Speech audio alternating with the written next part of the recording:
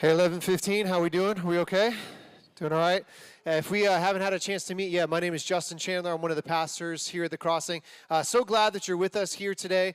You might have heard, we made up this word a couple of weeks ago. We called it Halloween, and it's been something we've been having here at our church for a couple of years.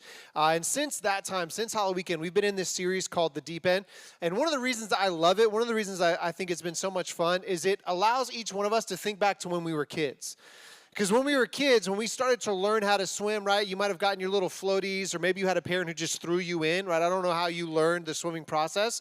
But each one of us, odds are, we started off in like the 3-foot, right? And we felt like we were living life on the wild side because we couldn't touch the bottom, and we were kind of doing the swimmy-swammy thing and trying to figure it all out.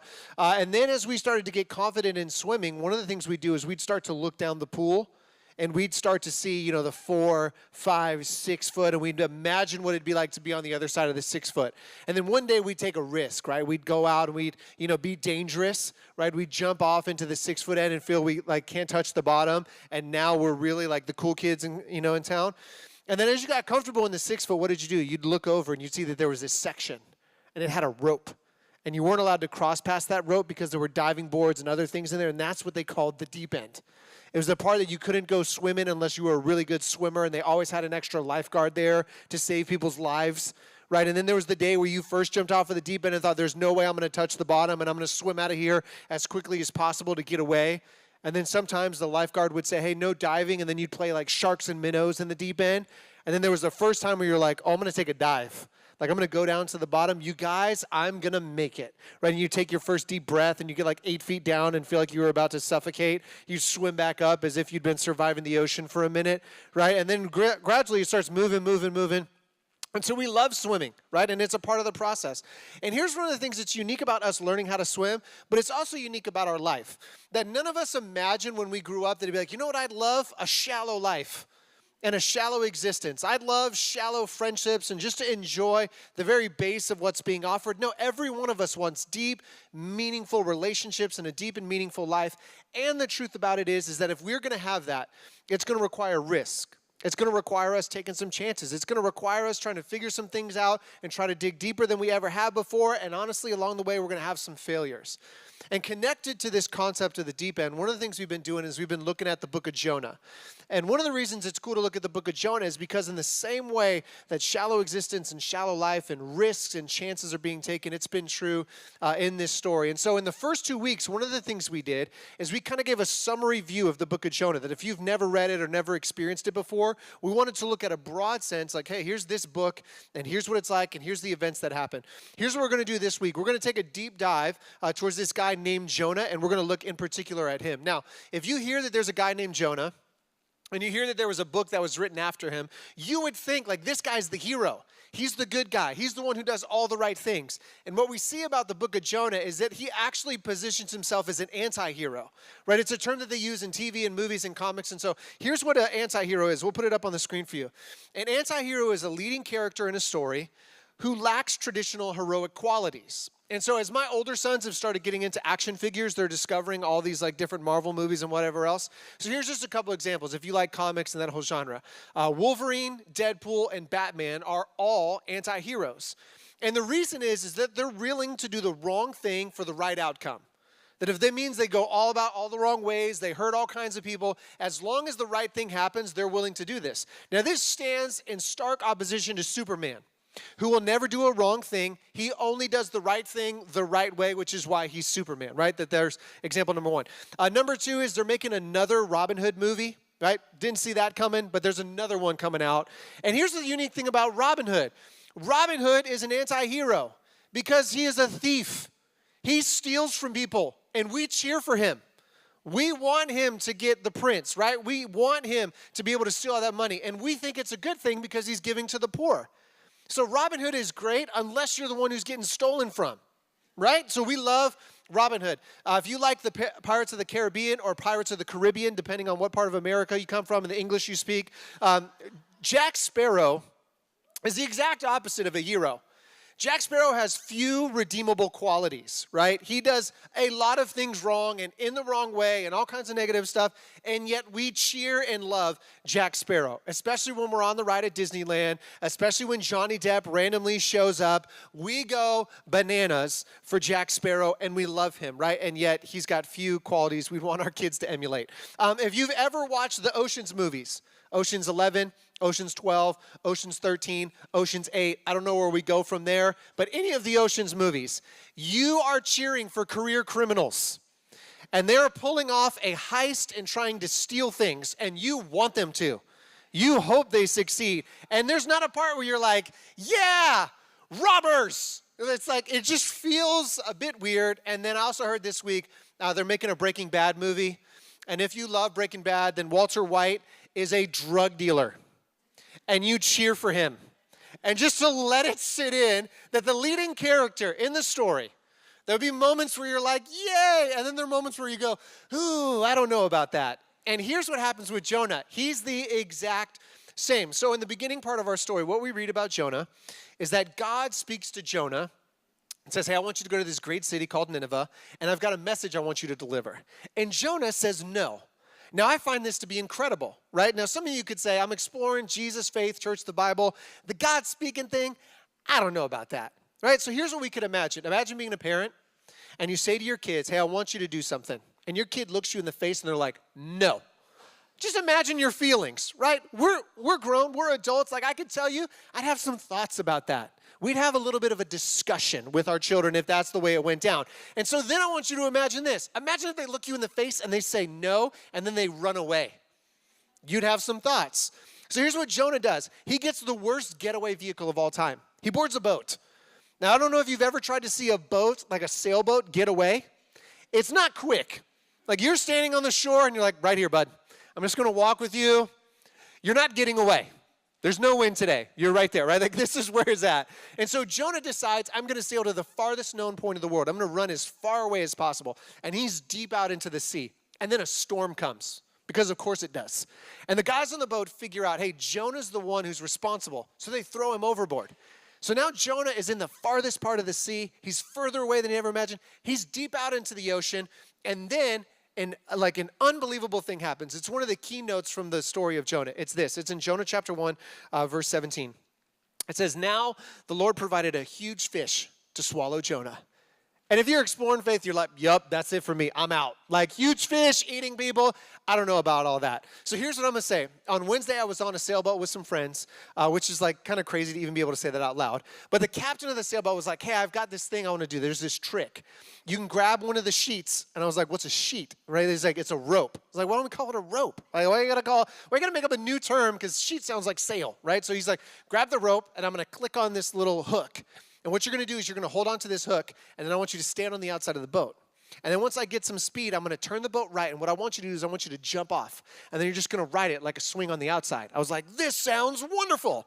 So I get on the side of the boat, and I'm holding on, right? It's, you know how it was. It was like 68 degrees out that day. Who knows why I felt this was a good decision. But I get out, and I start riding on the outside, and I'm like, yeah. And he's like, but here's the thing. Once you turn the corner, let go, because otherwise you'll hit the boat. I was like, don't want to do that. So I'm riding on the outside, and then I let go. And as I hit the water and as I come back up, I'm like, whew. Man, that boat's far away. And we're like 10 miles out, right? So I'm like, ooh, it's going to take a while for them to come back. And I just thought to myself, if anything's swimming around here, like they know I am here now. Like they know I exist. And I'm like, let me do my least seal move possible. Like, let me just try to like flop around so everyone knows nothing tasty over here, right? And as the boat starts coming back, I imagine to myself, I'm like, if I see a fin right now, what am I going to do? Like, I'm dead. Like, that is it for me. The boat can't get here fast enough. I can't swim fast enough. Life is over. Just enjoy the ride. And there was such terror just waiting for the boat to get back, right? And then if you were to look underwater, we were at a point where you couldn't see the bottom of the ocean. And I don't know if you've ever been that deep before. It's kind of terrifying because you look down and there's nothing to see except blue. And then you look underwater and all you can see is the bottom of a boat. And then everywhere you look, it's just wide open. And then I thought to myself, this is only 10 miles away from shore. It's not that far. There are things large enough in this ocean that could eat me whole. I'm convinced of that, right? And I'm convinced I was trying to fight off just a biter, right? It's not even something that's like a whole eater. I just don't want anything taking nibbles. Like, that's what I'm fighting against right now. So I'm fully convinced, 100% possible, things are big enough to eat me. I'm aware. So I'm like, I can get my head around this. So here's what Jonah does. In the second part of our story, he's alive on the inside, and he writes a song to tell God how sorry he is, because he just got eaten alive, and he thinks that he's dead, and it's all over, and everything's finished. And so he just writes a song that says, from the very realms of death, I called to you. Like, this is the way that he writes a song. So then this crazy thing happens. The fish pukes him up, which has got to be an experience, right? Like, he gets puked up, now he's on shore, and God gives him a second chance. Andrew talked about it last week. God gives him a second chance and says, hey, Jonah, you're alive. I got a message for Nineveh. I want you to share it. So Jonah does. He walks into the city, and for 3 days, all he does is one message. Like, he doesn't say anything else. I don't know if he talks to anybody else. He has one thing that he says. We'll put it up on the screen for you. It's this. Jonah chapter 3, verse 4. 40 more days, and Nineveh will be overthrown. It's him walking around and saying, hey, in 40 days, you guys are all done. 40 days, it's over. 40 days, you're toast. 40 days, that's it. You guys, like, that is the one message. Now, I don't know if he says it angry. I don't know how he does it. But 3 days, all he's doing is just walking around saying, hey, in 40 days, it's all finished. And so when we read this, like, we would read it and we go, oh, that's kind of interesting, whatever. We'd have a hard time wrapping our mind around it. The next event that happens, the original people who would have read it, like, they would have dropped the mic and walked away. Like, this is a moment that not only would they not have believed, like, they would have been a little upset about. Here's what happens in verse 5. The Ninevites believed God. It says that they're like, this is true. And here's what they do. A fast was proclaimed, and all of them, from the greatest to the least, put on sackcloth. Who knows, they said, God may relent and with compassion turn from his fierce anger so that we will not perish. So this group of people commits to the most religious apology possible. What they're going to do is they're going to find a way to fast, which means no one's eating. Adults, children, animals, no one gets to eat. Now I want you to imagine being a parent again. And you look at your kids and you say, hey, guys, no one gets to eat today. We're all going hungry. And they're like, why? Because we're going to save our lives. Huh. It's a fascinating logic. No one eats, but we're all going to live. And then they all change their clothes to be in the most apologetic, sorrow-filled clothing. So they want, like, if God's listening and if he's looking out and if he's aware, we want him to know we are so sorry, we're done. If he'd forgive us, let's just see what happens. Who knows? Like, that's crazy. And then if we're reading this, we're like, okay, that seemed crazy. The next event is just insane. Here's what happens in verse 10. When God saw what they did and how they turned from their evil ways, he relented and did not bring on them the destruction he had threatened. Now for us, we hear that and we go, an entire city was saved. Everyone. This sounds like good news. This sounds like great news. This sounds like we should all be celebrating. And yet, the turn that happens in Jonah chapter 4 reveals why he's the anti-hero. And so here's what I'd love for you to do. If you have a Bible today, you can open up to Jonah chapter 4. That's what we'll be reading at. If you didn't bring a Bible with you today, you can download a free one from any app store. Or you can use it on the internet. The Bible app's free. Jonah 4 is there. You can use the table of contents to scroll along. If you say neither of those options are appealing, we'll put all of it on the screen for you. You can follow along as we go there. So here's Jonah chapter 4. Verse 1. Here's how we'll start off. So, but to Jonah, this seemed very wrong, and he became angry. Now, that is weird for us because God is love, right? And prophet, guy who speaks for God, he should be love. So why in the world is he getting so angry? Why did God saving an entire city make one of God's guys get mad? And not just mad, very mad. Very wrong, this is angry. And so for us to really relate to this story, we've got to get some more skin in the game. And so here's some of the things we know about the Assyrians. Again, Andrew mentioned it a little bit last week. Here's a quote from a historian. Here's what it says. Assyria is perhaps the most gory and bloodthirsty of history known. Now, I don't know how much you remember from your world history class, but there's some bad people in the world. And these guys are considered to be the worst of all time. Think about all the peoples and all the atrocities and all the things that have ever gone down. The Assyrians are considered to be the most gory and bloodthirsty in all of history. If you start to read some of the things that they've done, they often come with warnings. Here's one that it says, please note, what follows contains some confronting ancient texts and inscriptions from the world of the ancient Assyrians. Like, you're going to read this and prepare to get confronted. Like, that's the level of what we're talking about. And here's what another one said. It would not be an overstatement to characterize Assyria's ruthless cruelty as religious terrorism, akin to what's being played out in Syria, Iraq, and ISIS.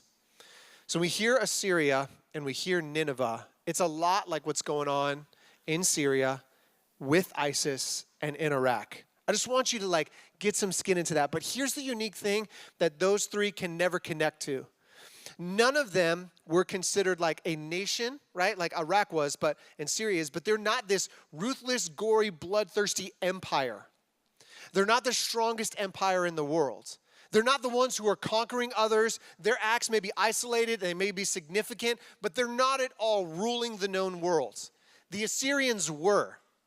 They were the expectation in the way of this is the group of people.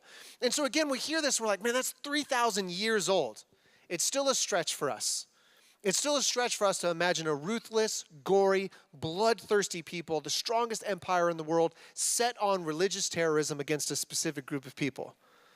Unless we go about 70 years back, and we imagine what happened in Europe under the reign of Nazi Germany. For us, we can start to connect to that well. That even though none of us lived through it or none of us were a part of it, we each know enough about history, have seen enough movies, have read enough articles to know that was a gory, bloodthirsty, ruthless, religious, terroristic regime. So I want you to imagine what it'd be like to have a message and to say, I want you to go to the middle of Berlin at the height of Nazi Germany's power. And I want you to say to the Nazis and to Adolf Hitler himself, I want you to say, 40 more days and it'll all be overthrown. I want you to imagine what that would feel like. But here's the thing, you're not American. Or we're not the other guys on the other side of the world. We're not a superpower on our own. You're not that. You're somebody who's already been conquered, already taken over, already paying tribute. You're already one who's working for that empire. It'd be like you being from Poland, a group of people that the Nazi leaders consider to be supplied forced labor. It'd be like you living in Poland and hearing God say, I want you to go to Berlin, and I want you to say to them all, 40 more days and it'll all be overthrown. And at the height of Nazi Germany's power, for 3 days, you walk back and forth and say, in 40 days, in 40 days, in 40 days. And then here's what I want you to imagine. That all of the Nazis believed and they trusted you. And they said that they were sorry. And they were ready to stop doing everything that they had been doing. They're ready to turn back from all of it. They're going to dissolve the empire. The Third Reich is over. Everything is gone. They're willing to give themselves and to say, God, we're going to do everything we can for you to know we're serious. And we're sorry. Would you please forgive us? And then I want you to imagine that God did. That he forgave the Nazis.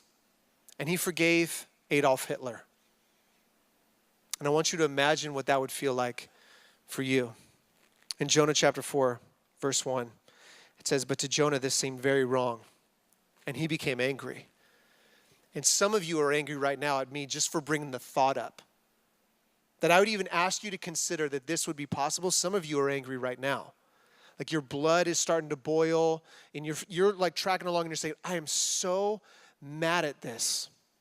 And there's something unique about each one of us that we come in and we have our own beliefs and expectations about who we think God is. And I like to think that most of us consider God to be in one of two categories. For the first group of people, we like to imagine God as what I like to call the Monty Python and Holy Grail version of God. That he sits up in the clouds, that he's got a big beard, he's an old man, he's got a huge crown, he speaks in a booming voice, and he's like, don't you dare grovel at me. I hate when you grovel. Avert your eyes. Right? That he would speak to the Arthur, king of the Britons. Like we imagine that this is the way that it's going to go. And we imagine man upstairs, angry, glowing red eyes, and he's just upset. If he peels back the clouds, it's on. We imagine it like that. Or the other version we imagine is what I like to call the Bruce Almighty version of God.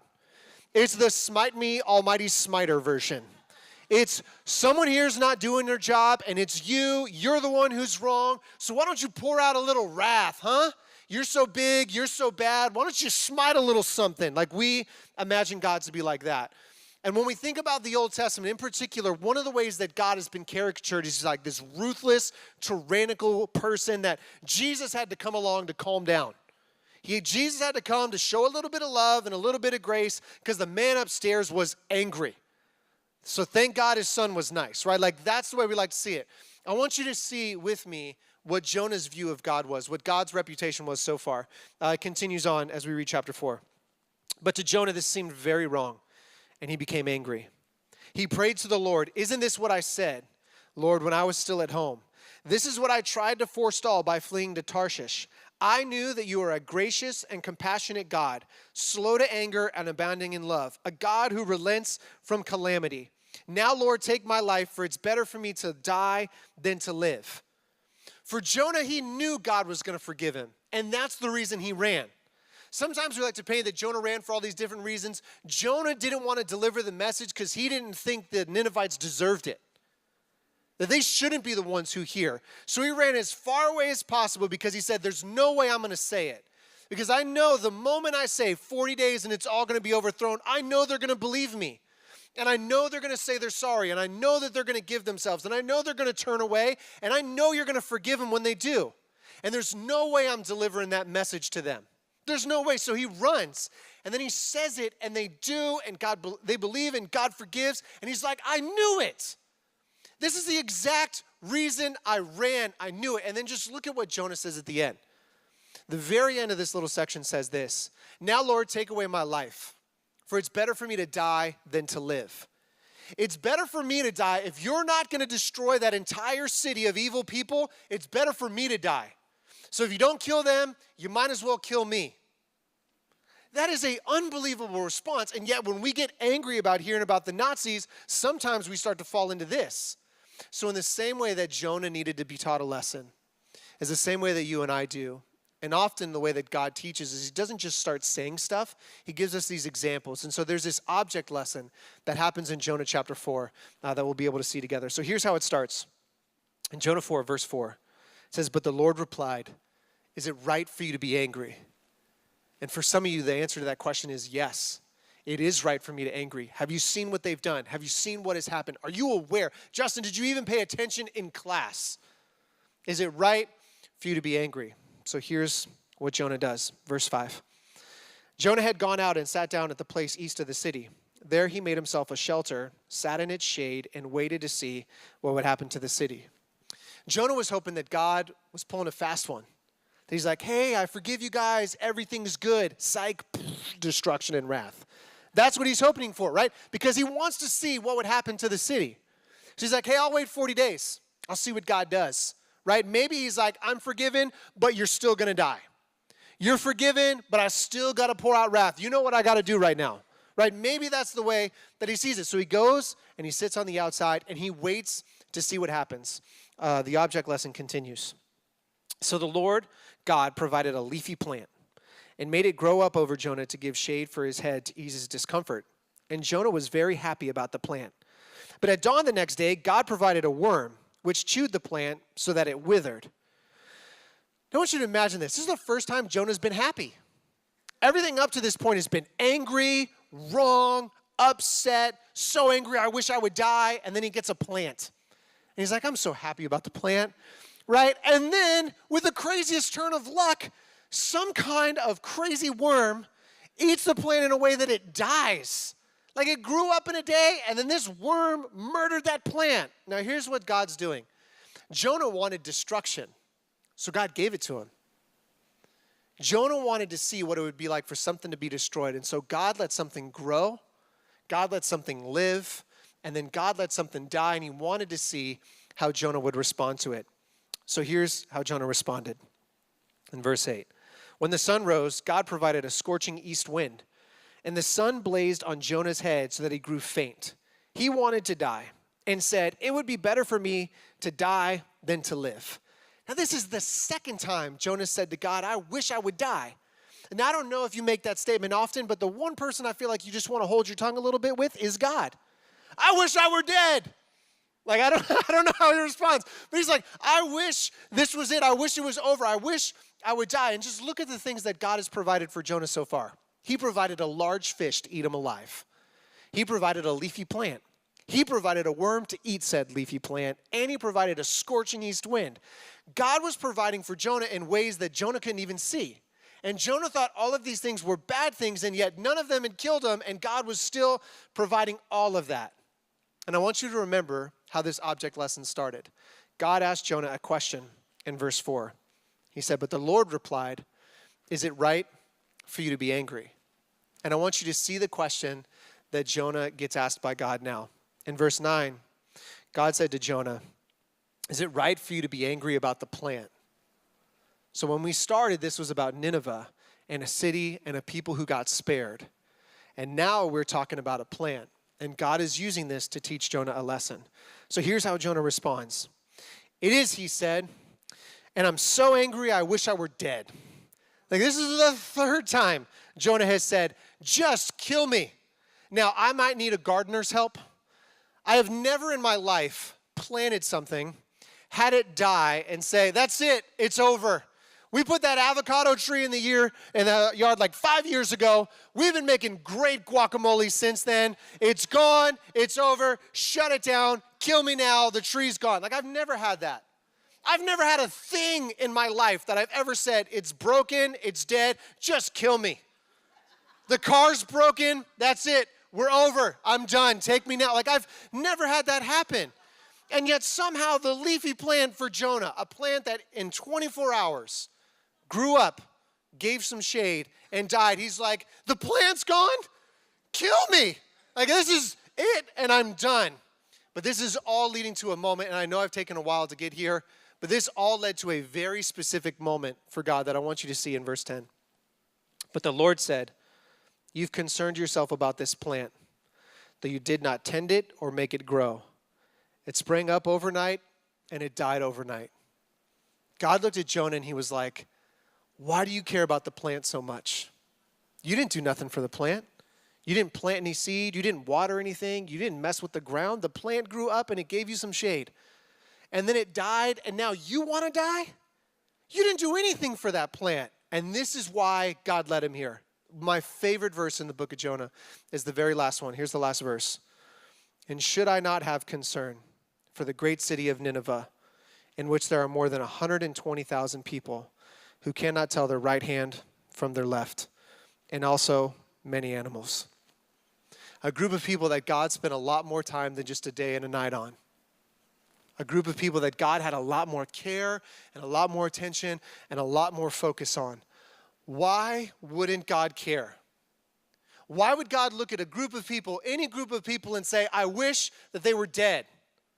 What I want to do right now is just pour out some wrath on some people. Why wouldn't God care?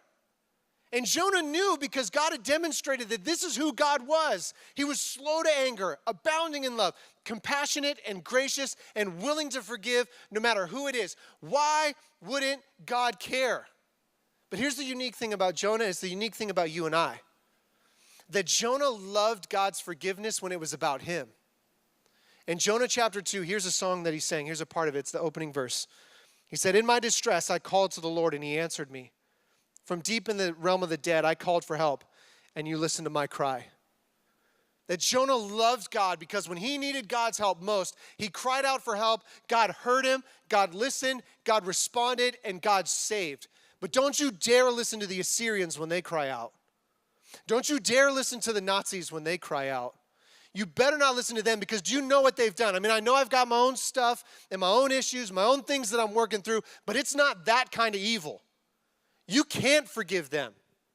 So I'm thankful that you said yes to me, but I'm ready to kill myself because you said yes to them. There's something unique that happens in the heart of Jonah and in the heart of us when we start to think about God's forgiveness towards our enemies. And if you think about some of the things that have been happening over the last couple of days, it's been a unique season for us to be in. And Rachel and I, we've got some friends who have homes in Paradise, then they have homes in Malibu. And they each lost their homes. That's crazy, to just drive home and it not be there. The other thing is Rachel has a friend of hers from high school who lived 2 doors down from the shooter in California this week. And so when they saw his face on the news, they weren't thinking of some random guy in some random city. They're thinking of their neighbor and their friend and someone they watched carry the trash out. And so in moments like this, marriage has been an unbelievable gift to me, because my wife says things and has these emotions and feelings that I just don't. So she'll share her feelings out loud. right? So she'll see the fires, she'll see the shootings, and she's like, oh my God, like I can't believe this. This is terrible. Whereas I have a tendency to be quiet. And one of the things that have happened, especially when it comes to tragedies and especially around shootings, one of the things that she said is she's like, can you imagine being his mom right now and what she must be going through, what she must be feeling? And man, I got a lot of things I'm working on as a dad. I got a lot of things that I'm still trying to get better at, and I'm by no means perfect. But what I want to believe about myself is that if my sons were to do something like that, and it'd be foolish and ignorant for me to think that they couldn't. If they were to do something like that, I want to believe that I'm going to love my boys to the end. That no matter how much hatred in their eyes, no matter how much evil they've committed, no matter how much wrong has been done, that I'm going to look my boy in the face. And I'm going to tell him, there's nothing you can do where I'm never going to be your dad. And there's nothing you can do where I'm not going to call you my son. And I'm going to fight for you all the way to the end. I'm going to fight for your heart and who you are and who I believe you to be. I'm going to fight all the way to the end. And if that's true about me, with my own stuff and my own problems and my own issues, how much more true does this have to be about God? That in Acts chapter 17:26, it says it like this. From one man, he made all nations, that they should inhabit the whole earth. All nations, all people, in all times created by God. Everyone. Every single person made by God. And it's not like God just randomly throws us out there, right? And Justin. Here's what Psalm 139 says. It says, for you created my inmost being. You knit me together in my mother's womb. I praise you because I'm fearfully and wonderfully made. Every person, all nations, all people, through all time, God is fearfully and wonderfully made. And that includes Adolf Hitler. And that includes every Nazi leader. And why wouldn't God look down on an entire nation? And why wouldn't he look down on some of his people and say, those are my kids, him, and I see what he's doing, and I recognize the wrong that is happening. I see everything. And I just wish that you would call out. I just wish that you would ask. I just wish that you would let me forgive. Why wouldn't God do that? And why wouldn't we celebrate? Imagine one person using their one voice and saying, in 40 days it's all over. In 40 days, it's done. And imagine if the Nazis heard and they listened and they responded and they said, we're sorry, we're done, it's over. We're finished, we're done with all this. What if Adolf Hitler said, I recognize the evil that I've committed and I'm ready to be done? And what if God forgave them? And the world was saved from millions of death trying to overcome evil. And the greatest way to overcome evil was God's forgiveness and God's love. Wouldn't you say thank you? Wouldn't we be the people that were like, thank God that he's saved and look at all the things that the world has been spared? Like, wouldn't we triumph and share and believe in that?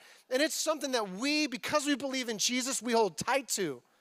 That we were sharing from the book of Romans earlier. Here's 2 verses from Romans chapter 10. That anyone who believes in him will never be put to shame. And everyone who calls on the name of the Lord will be saved. And I just want to highlight 2 words for you. Anyone and everyone. All times, all people, all nations. That if God was willing to give his own son, and his son was willing to give his own life, and his son was willing to come back to life so that anyone who trusts and believes in him can have a brand new life, then name a person this doesn't apply to. Name a person that if God could overcome death, hell, and the grave, that this wouldn't apply to. Anyone and everyone. And God's not going to bring up our dirty laundry and say, look at all the things that they've done, but aren't you glad that I love? Aren't they the worst person you've ever seen? Look at the ways that they were evil, but my love is bigger than that. We'll never be put to shame. And if it's true about the worst in all time, then it's true about every person you could think of, and that includes you.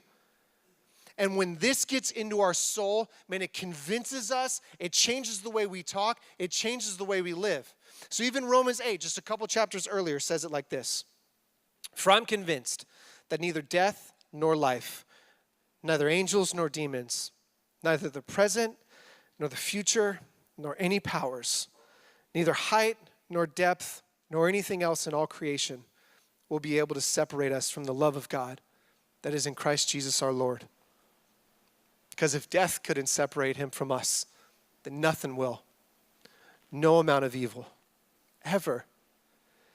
Man, and imagine if this got into us. Imagine if we got God's heart a little bit on this one. Imagine if we believed that no matter the person, no matter the place, no matter what they've done, God's love is good enough for them to change everything. What would that be like?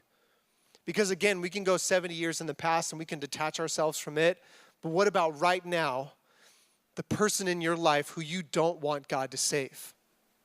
You want God to judge, you want God to pour out his wrath, and you hope the worst happens.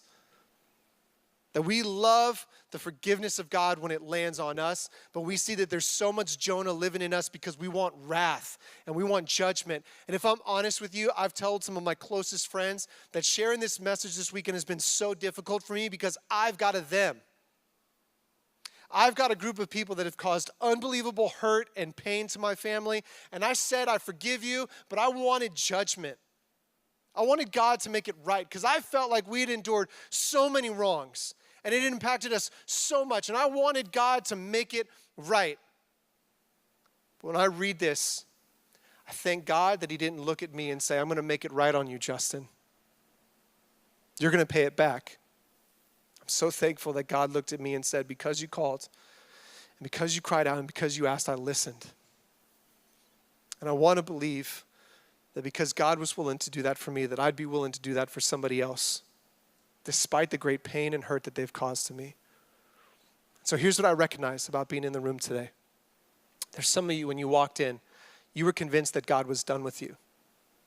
That because of what you've done or because of your reputation, because of your profile, because of any number of things, you're like, God is done with me. Here's what I want you to hear. I believe because you're here today that you were supposed to hear that God's not done.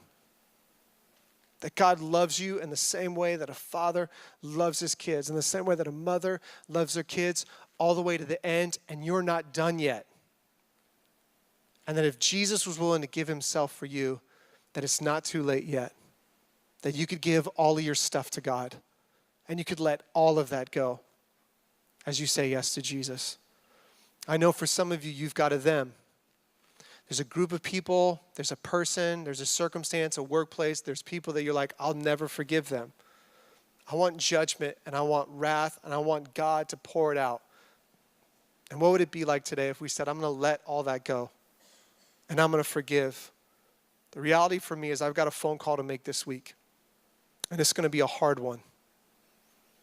But if God could do that with the Assyrians, then God could do that for me too. So maybe there's some them for you. And there's a third group of people that maybe God is calling to you and asking and saying, hey, it's time for you to go. There's a group of people I want you to talk to, or there's a person, I've got something I want you to say. And rather than respond like Jonah, rather than run, rather than try to create distance, we're going to say, yes, I'll go where you ask me to go, God. So can we do this as we close out today? Could we all stand up to our feet together? And there's nothing magical about this moment. There's nothing incredibly significant about it. But I just love when we have a moment to bow our head and close our eyes. I know there's a lot in this morning. And so as you just have a moment, as we've got a couple minutes left, as you bow your head and as you close your eyes, it just gives us a chance to pause and reflect, not only on this week, but also on this morning. And as you're in the room today, and you're saying, hey, if the love of God is like that, it's willing to do anything, it's willing to overcome everything in order to save, then I'll say yes to that. I'll say yes to Jesus, and I'll give my life to him, and I'll let go of all my stuff if he would forgive me. Could you lift your hand up real high because I want to be able to pray for you? Man, thanks so much for lifting your hands. Thank you. That's so awesome. Thanks. For some of you, if you're like, hey, I've got a them, and honestly, I'm angry at the thought of it right now. I am Jonah, and I'm in it, and I'm not necessarily asking you to take action, but if you're just saying, hey, I've got a them, and God's going to have to work on me with some stuff, could you lift your hand up real high, too, because I'm going to pray for you? Yeah, wow. Yeah, thanks so much. Yeah, thanks. I mean, if you're in the last crew, and you're saying, I feel like God's got a person for me. I know I've got a message that I need to share, and I'm going to go tell them. If that's you, and you've got somewhere you need to go, someone you need to talk to, could you lift your hand up real high, because I'm going to pray for you, too? That's amazing. Yeah, thanks. All right, let's pray together. God, I'm so thankful for today. And God, I'm so thankful that your grace was big enough for me. Your forgiveness was large enough for me, God. That you didn't look down on me and you didn't air out all my dirty laundry. You didn't have my life and my mistakes be brought to my shame. But God, you endured all the shame and all the punishment that I deserved. And you came back from the dead so that you could give me a new life. And so, God, I pray for so many people who lifted their hands today. God, I pray that they would just let go of all of that. And they would trust you, that they would say, I'm done with this way of life. I give my life fully to follow in the way of Jesus. And that, God, for us to see that forgiveness is possible, that no one is too far gone, that the love of God has reached down into this earth to seek and to save every one of us. And God, if that's true, I'd help us to believe it in our hearts, even against our enemies and the people who have pained us the most, the atrocities that we've endured, the suffering that we've had to have, the tears at night that we've cried. God, would you help us today? Help us to see the way that you've unbelievably forgiven us. And God, would you help us to forgive the unforgivable in others? Would you help us to look injustice in the face and say that the grace, mercy, and compassion of God is greater than that? And God, as you're compelling us to go, I pray that we wouldn't be Jonah. I pray that we wouldn't run away from you, but that God, today we'd say yes. And that you would use us to let the God of the universe speak to a person. The God who's slow to anger, abounding in love, compassionate, and cares for each one of us. It's in the name of Jesus we pray. Amen. Amen. Love you guys so much. We'll see you again next weekend as we continue our series.